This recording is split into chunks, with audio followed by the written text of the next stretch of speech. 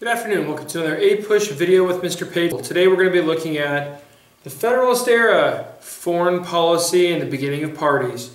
Alright, the essential question we have for today: how did foreign policy situations contribute to the formation of the Federalist and Democrat-Republican parties? Okay, and we'd better define some terms really quickly. Federalists. The Federalists are going to be, Hamilton is going to be their leader. They are pro-British. They are going to be interested in making a stronger, more centralized, more powerful government than maybe what was the interest of the Democrat-Republicans. They see a stronger government as necessary and they fear kind of mob rule. The Democrat-Republicans, on the other hand, are going to be led by Thomas Jefferson. They're going to favor the French after the French Revolution because they favor the triumph of the common man more so. They distrust a stronger centralized government and see it as leading more likely to tyranny. We will learn more about these groups as we go on, but here we go. Okay, number one is the French Revolution. So France, okay, over here, clear on the edge of the board, France is going to be a country that has the first revolution that overthrows a monarch for the whole country. I mean, the American colonies revolutionized, but it wasn't the mother country having the revolution. France is going to have that. And they're also going to be the first country to execute their monarch. And then they're going to have, within the revolution, they're going to kill a lot of the people who are the church leaders, the aristocracy, nobles, rich families. And basically it's kind of a bloodletting of all the powerful people in France. All of the neighboring countries in Europe are going to look at that and say, this is a terrible thing, we don't want this, we need to get rid of this. So basically the vast majority of Europe itself is going to join an attack on France with the idea that they're going to restore a monarch. Now, of course, the king, Louis, the 16th is going to be killed. But after Louis is gone, and Marie Antoinette, there's the idea that they would restore, an heir of theirs to become the new monarch, find someone else who's deserving and get him in there.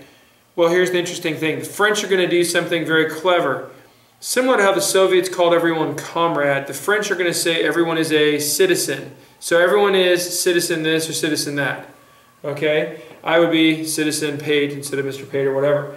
Well, the French then basically saying everyone's a citizen, we're all in this together, we are all working toward the same goal. They're going to then draft several 100,000 young able-bodied men into their army, and they kind of luck into having a great military general in Napoleon Bonaparte.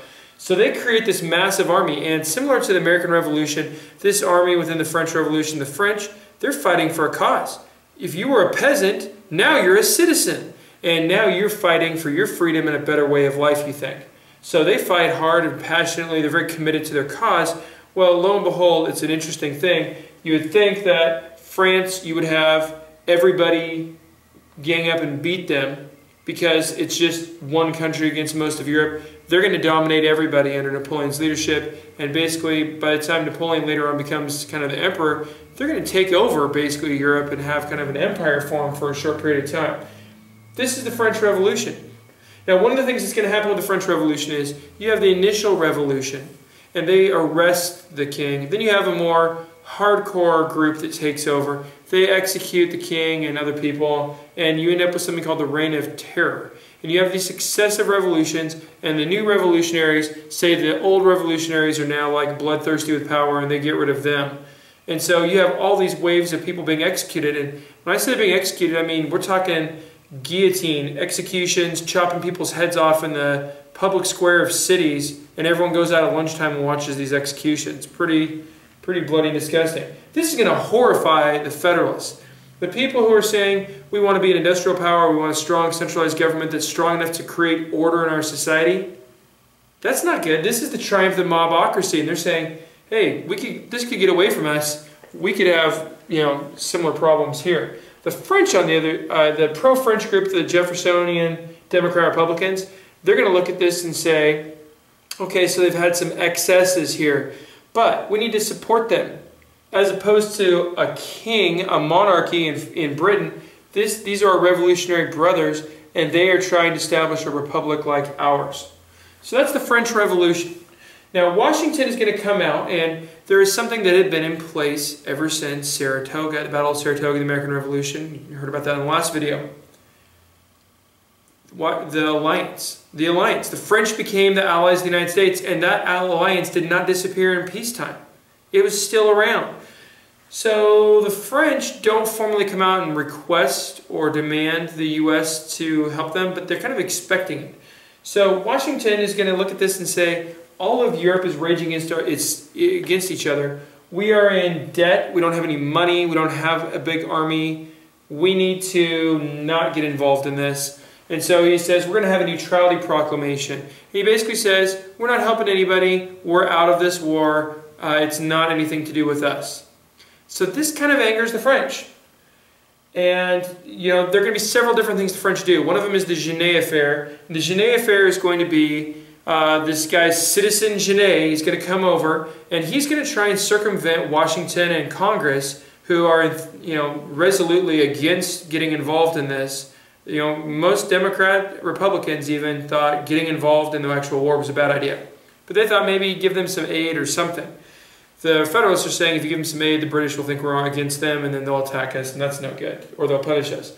The Genet Affair, Citizen Genet comes over. He appeals to some members of Congress, to businessmen, to the public as a whole, trying to get them to sway the U.S. government to get involved in the war. So this is kind of a manipulative way. Washington doesn't like it. He's going to ask that the French recall Genet and replace him with a different foreign minister and say, get out of our country. However, a revolution happens. Remember I said the previous groups kept getting, then they would be persecuted by the new group that took over. The new group says, oh yeah, send Genet back over here. We'll take care of him and execute him. Genet decides to settle and become an American citizen after that so he doesn't get killed.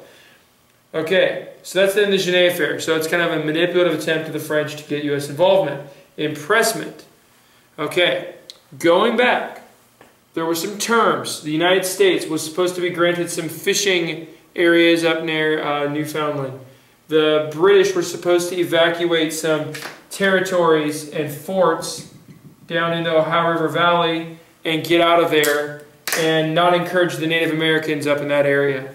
But they still are. They're still trying to stymie U.S. westward advancement, and they haven't left any of the forts. Now on the other side, the United States is going to have failed on a couple of their things in the Treaty of Paris. They were supposed to compensate loyalists for land they lost when they fled the country facing some persecution during the war. And they were also supposed to settle some pre-war debts they had with the British government, which they are basically reneging on both of those things. So both sides have things that are hanging out there. The British, they are also facing a situation where the British Navy, the greatest Navy, controlling large parts of the Atlantic, the British Navy has a lot of deserters. And a lot of these deserters think becoming an American and getting some more rights and joining the Merchant Marine of America is a much better idea than being in the Royal Navy.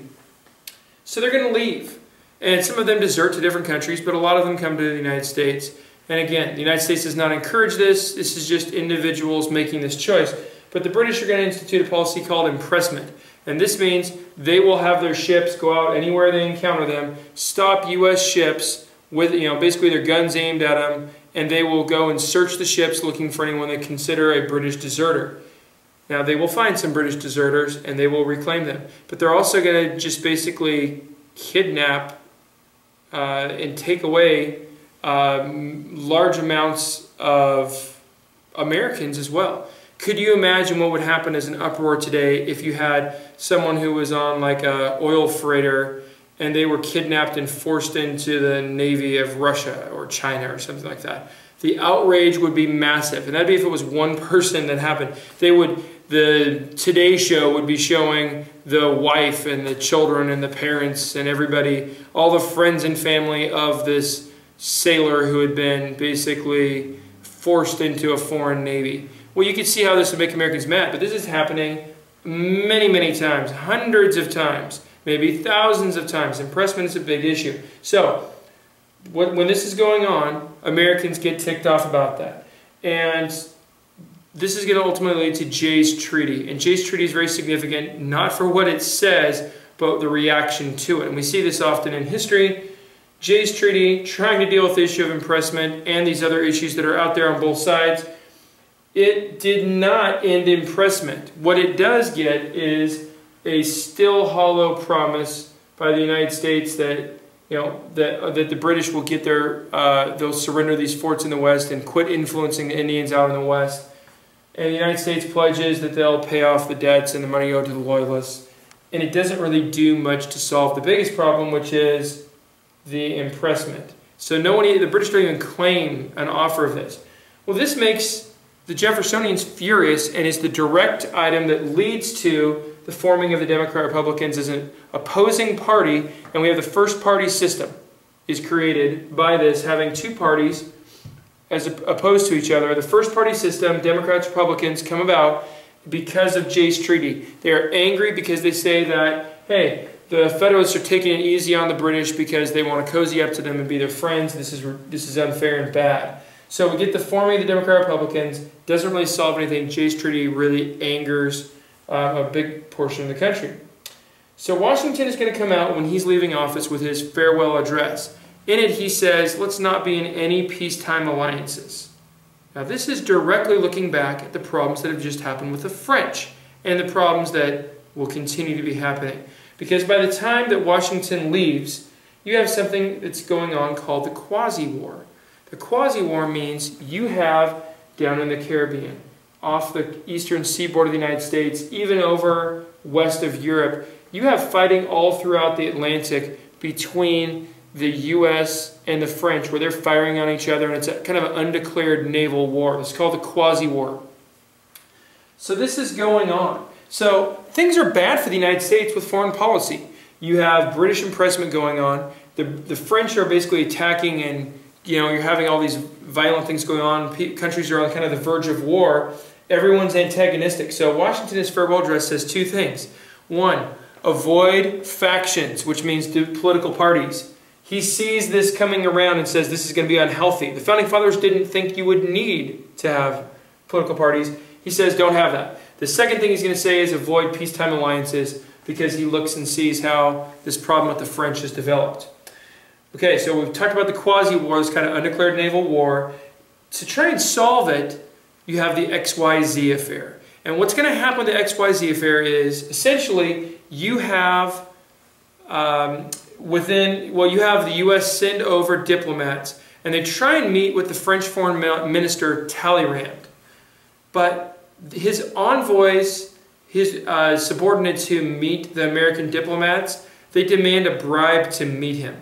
Okay? Now, this was kind of customary practice in Europe, but this really stunk in the minds of the Americans, thinking, this is an outrage. They want us to pay them a bribe like we're some little chump country just to even get to talk to them about creating peace. And so, you start having sayings like, millions for defense, not a penny for tribute, okay? And all of these, these people are saying all these things kind of mad about, we're not going to pay one bribe, okay? So you get the Quasi-War kind of reinvigorates and flames up again. And then John Adams is going to do something called the Convention of 1818. And it's a very courageous thing. It's the greatest moment of the Adams presidency. It's his legacy. He basically goes against many people in his party who want war with the French. After the XYZ affair with the Quasi-War going on, the Federalists are screaming to go to war with the French. Democrat Republicans are mad, but they're not wanting to go to war. Adams is going to realize that to go to war, the United States is just not equipped to do it, and it will have bad long-term impacts. He tries to go with the friends of all, enemies of none type of approach. The Convention of 1818 basically agrees to dissolve the alliance between the U.S. and France and to restore kind of peace and to make all things good that are bad. And it's just simply trying to mend the fences, I guess you could say. Why is this significant? The number one reason this is significant is the Louisiana Purchase. Because the borders are, the relationship is repaired and France and the United States are on good terms, when Napoleon comes into power, he's going to be willing to sell the United States, the Louisiana Territory, doubling the size of the United States. If the United States had an antagonistic relationship or had just gone to war with France, do you think he would have sold the United States' land? No way. So that's the overall significance. The Federalist era foreign policy problems with the British and the French lead to the formation of parties. That's all the time we have for today. Stay classy.